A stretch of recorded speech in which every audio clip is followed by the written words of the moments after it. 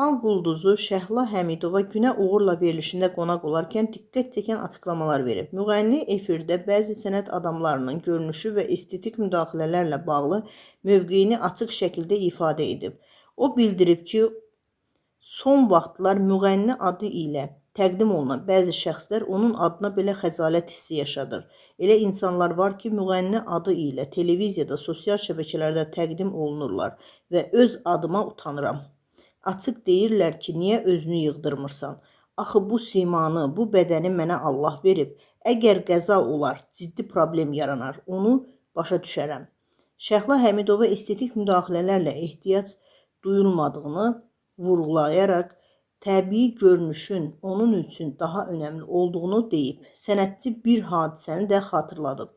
Yay idi, dəniz kənarında oturmuşduq. Ürəyimdən keçdi, Gecələr adlı mahnımı oxudum. Orada nə makyaj, nə də xüsusi hazırlıq var idi.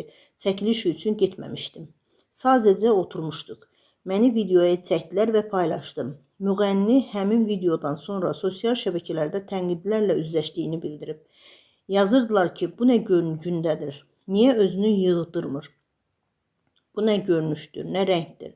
Amma videonu anlayan, dəyər verən insanlar da çox idi. Onlara təşəkkür edirəm.